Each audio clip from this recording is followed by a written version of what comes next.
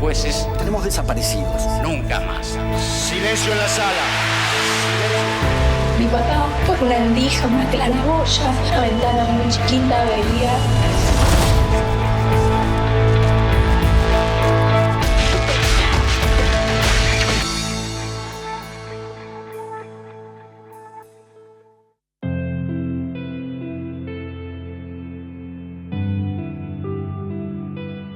Mi nombre es Gervasio Noalles, soy psicólogo, psicoanalista, soy docente de la Facultad de Psicología en la Universidad de Buenos Aires y del tracto de formación docente en la Universidad de las Artes.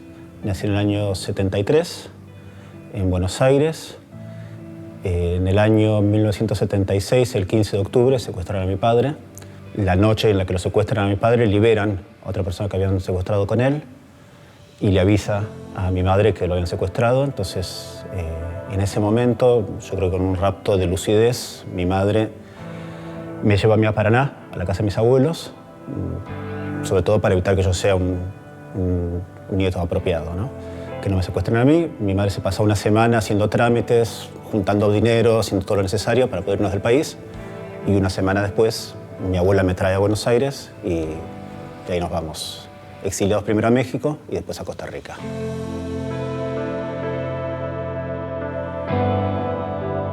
Mi padre se llamaba Alberto Noalles. En el momento que lo secuestran tenía 35, 36 años. Lo secuestran de un taller mecánico que él tenía, en el barrio de Belgrano. En el momento que lo secuestran estaba en ese lugar también un amigo de él que era escultor y trabajaba soldando, hacía esculturas de hierro gigantes. Y también secuestran a otra persona que es la persona que nos pudo dar referencias certeras de dónde estuvo secuestrado. Porque años después este hombre vuelve a la ESMA y reconoce a la ESMA como el lugar donde estuvo secuestrado. Al momento del secuestro, según entiendo, por lo que he podido reconstruir, prácticamente ya no militaba, pero había militado muchos años en el ERP 22, que sería como la fracción más peronista del ERP. Y además sé que tenía contactos con los tupamaros uruguayos, con el MIR chileno, entonces viajaba, ayudaba a compañeros que tenían que escapar de un país a otro, etc.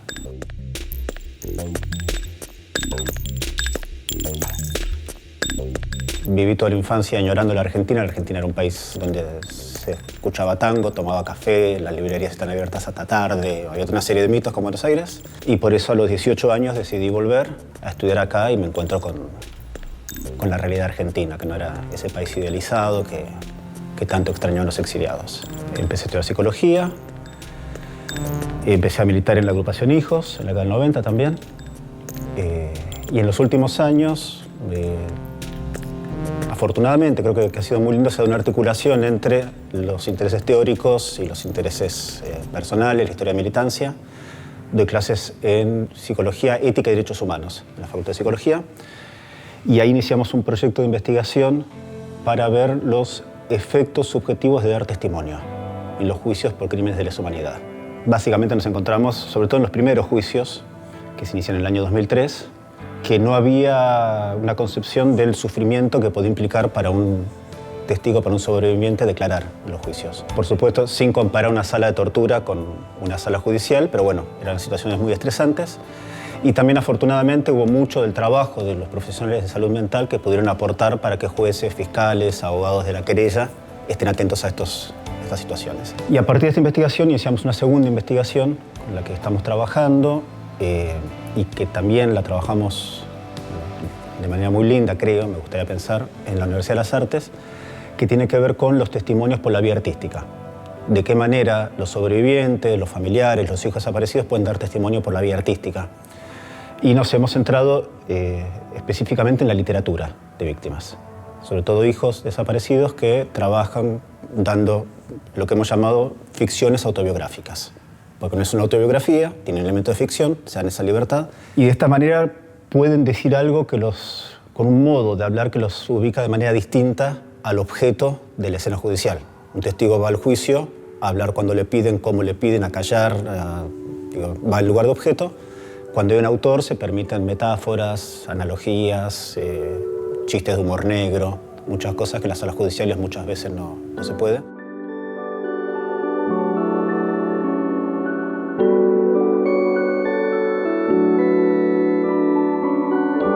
lo que nos interesa es, por un lado, seguir estudiando con estos temas, transmitírselo a los estudiantes, ¿no? El valor de producción simbólica y de producción subjetiva de los testimonios por medio del arte, ¿no? Analizar el arte a lo largo de la historia de la humanidad permite hablar también de la subjetividad que, por un lado, soportaba ese arte, digo, artistas que producen arte, pero por otro lado, público que puede leer ese arte. Entonces, nos interesa la articulación entre lo que se puede escribir en un momento histórico, lo que se puede editar y lo que se puede leer, suponiendo que un autor quiere escribir, quiere que lo publiquen, quieren que lo lea, pero además quiere cambiar la subjetividad de la época.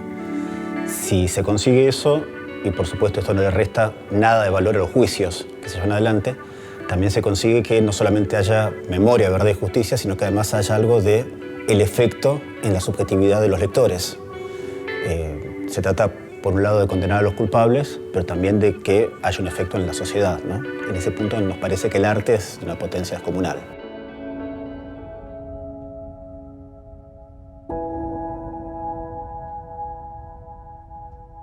Un dato de mi historia que yo no conté, pero cuando mi madre me lleva a Paraná, para que yo me quede con mi abuela, una semana después mi madre le pide a mi abuela que me traiga. Me trae a Buenos Aires. Esa misma noche mi madre y yo nos tomamos un avión y nos vamos a México, y mi abuela, antes de volver a Paraná, vuelve y pasa la noche en el departamento donde vivíamos nosotros. Ahora pensamos que su vida estaba en riesgo. Podían haberla secuestrado. O sea, pienso en la historia de mi madre teniendo la lucidez para llevarme a Paraná para que no me secuestren a mí. Pienso en mi abuela pasando la noche sola en ese departamento. Y pienso en todas las otras madres y todas las otras abuelas que le han puesto el cuerpo a una lucha. Queremos que sepan que el dolor nos ha fortalecido, que las humillaciones no nos inquietaron, que la indiferencia de muchos convirtió nuestra voz en vuestro grito. Queremos que sepan que estamos aquí, en esta plaza, territorio ganado a la injusticia, donde se alza la voz de este pueblo que ama a sus hijos y sale a defenderlos.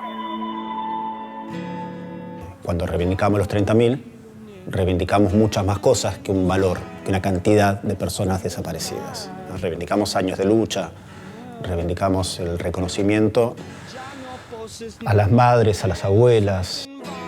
Yo digo en broma que yo tuve hijos para que escuchen a Spinetta y a Pink Floyd. Pero resulta que mis hijos escuchan otras cosas.